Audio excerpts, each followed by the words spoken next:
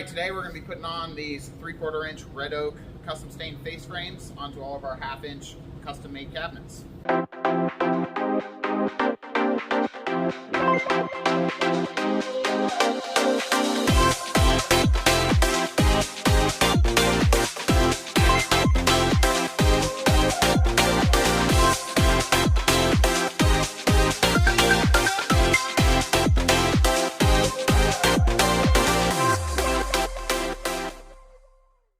Alright, so we just dadoed the face frame on that table saw over there, glued it, screwed it, measured it, made sure everything was doing what it needs to do. The custom shelves that we made earlier in the week, we edge banded, clear coated, we made sure they fit. This cabinet just needs a skin on the bottom to hide the Craig jigs, and then this cabinet is ready to go.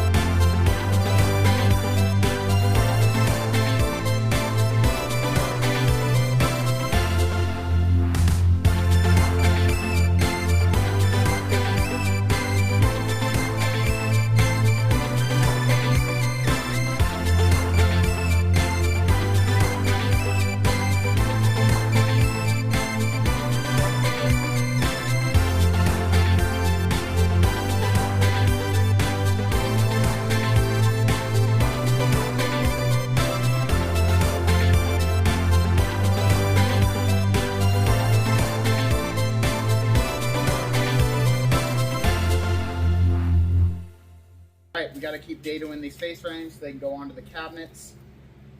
Depending on the plan, some of them get a 1/2 inch of spacing from the dado to the face frame for the skins. Some of them get just a 1/4 inch of spacing because there's no skin or side panel. So we just have to figure out, according to the plan, which is which, measure it out, and then send it through.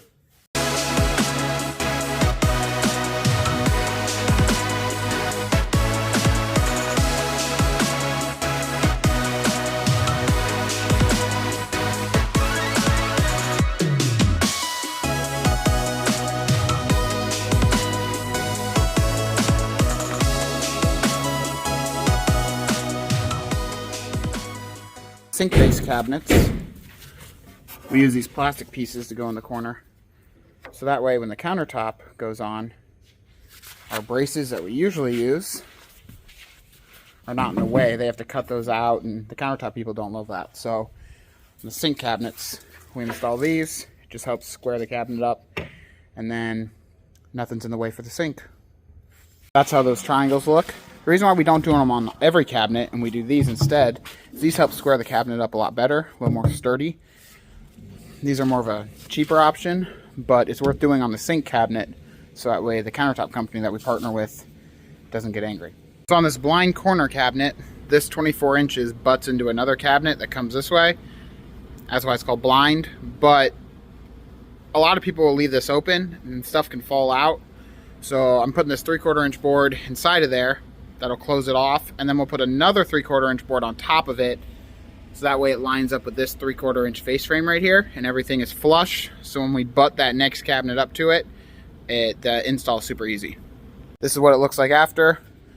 We put 3/4 inch material right there, and then we put 1/2 inch and a 1/4 each equal another 3/4 to make that flush right there. So that way when the next cabinet butts up into it, it'll be nice and easy. Kind of show you.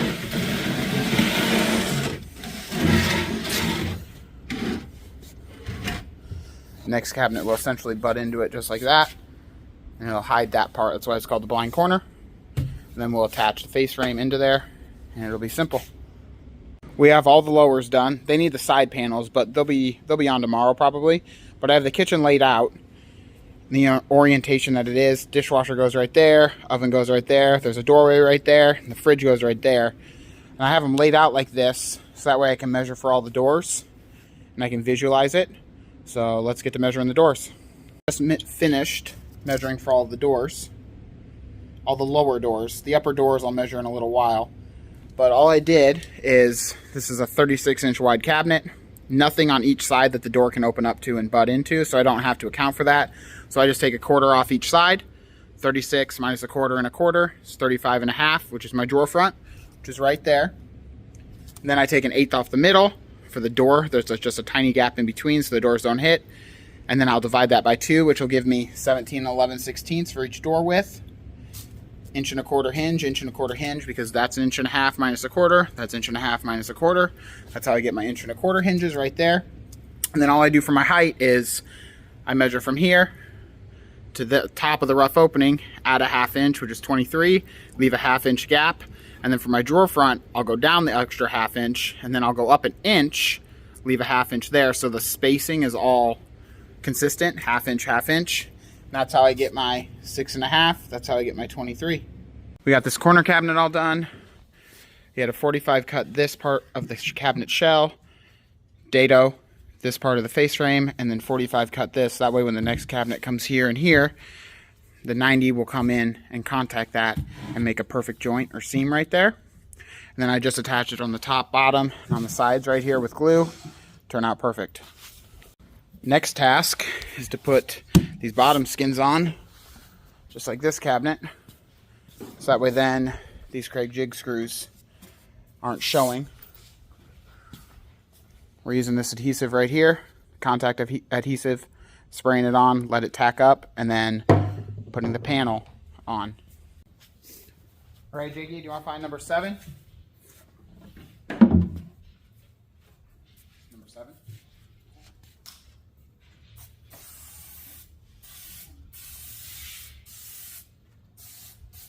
And we got to label the top side of this one.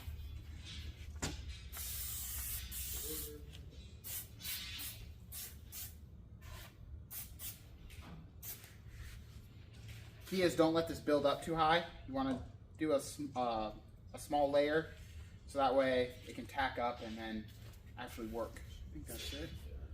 Should be fine. Yep.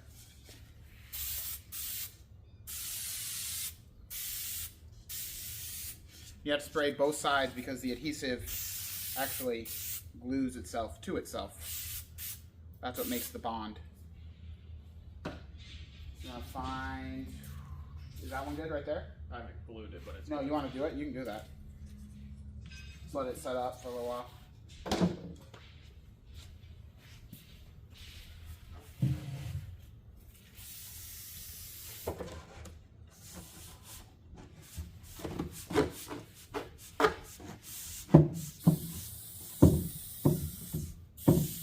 Then you just push the panel down, make sure the panel's compacting the other part of the actual cabinet everywhere.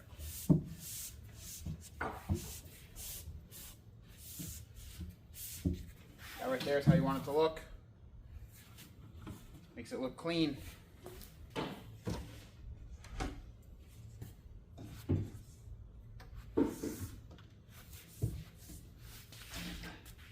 Backing it up like Terry next door. They've been backing up for a minute. They're always up to some shit over there. This is high quality system right here. Like that? Good.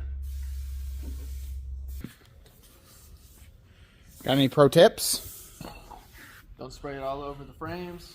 Been there, done that. Never fun. Can't get it off. Make sure your hands are clean when you are going to press it on, or else the glue will stick absolutely everywhere. Makes big messes, and wait till it gets cold and you know it's good. Those are pro tips. Pro tip of the day. That is true. If you get it on the face frame, you kind of are, you're sad. It's a sad day. Let's see you in action over here. I'm gonna wash your spray. Easier to go from Oh. the front.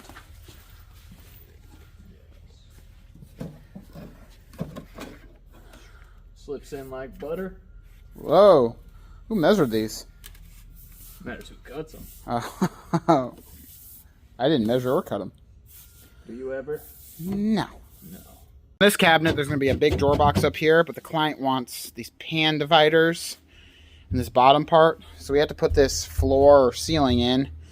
So that way we can mount another board that has slots cut in it for the dividers. And then we have to do that on the bottom as well. The floor is already in, obviously. So we have this all Craig jigged and countersunk to mount it. And then we'll figure out the math and work on the pan dividers next.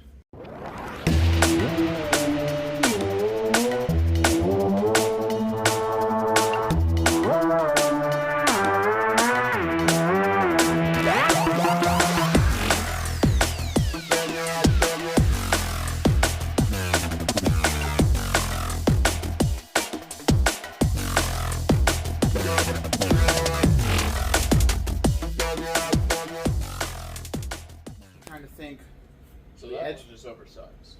Huh? That one's oversized. What do you mean oversized? Way too big because it's gonna have to. No, that piece sits down here because I got to be able to. And then the dividers will sit in the middle. We still have to cut out the dividers. Yeah. Okay. But I'm thinking we edge band it first. These pieces first. Yeah. Because when I cut my slots, I don't want to have to edge band around them. No.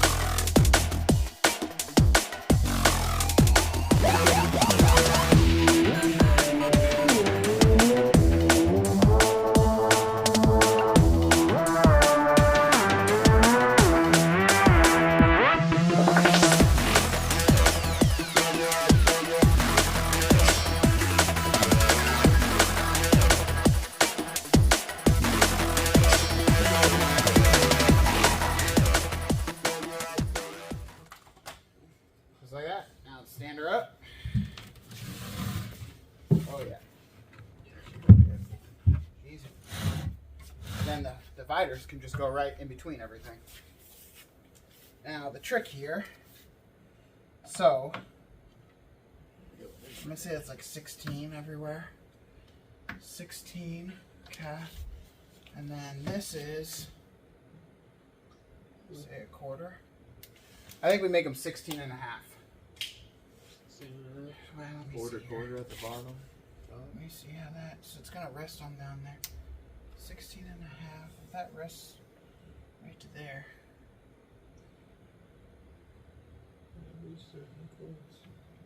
Let's go 16 and a half. Let's make let's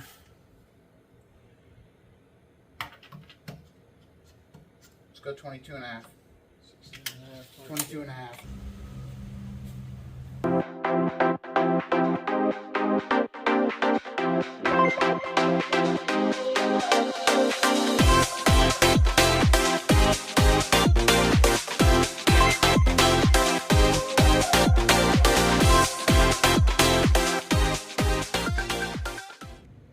There we go. All the pan dividers are in. They're all equally spaced.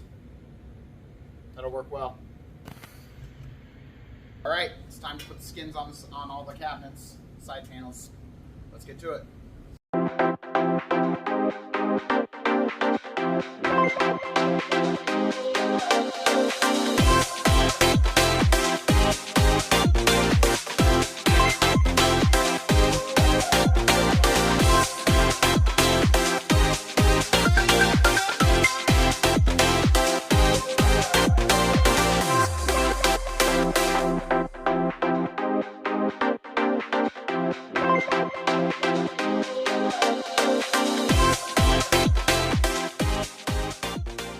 Skins looked. We just used the same spray contact adhesive, stuck permanently. That's the finished look. We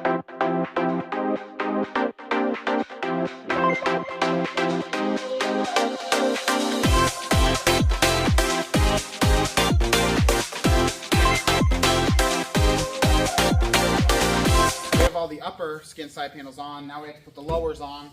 The lower cabinets have toe kick, so we have to scribe out, cut out this toe kick, and then we can put the side panel on. How are we feeling up top?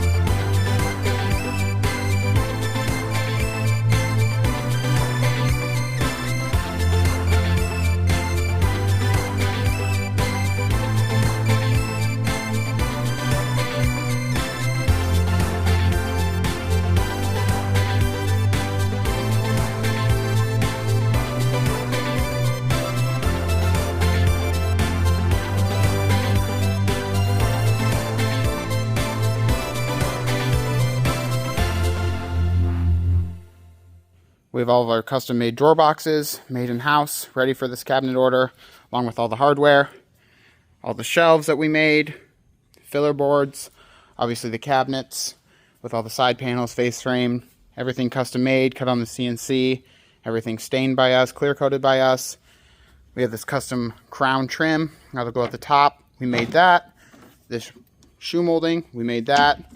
Screen molding, we made all that. Custom stained everything, clear coated it all. It's all red oak, so it'll all match the cabinet, along with the toe kick. Everything's all done and ready for install.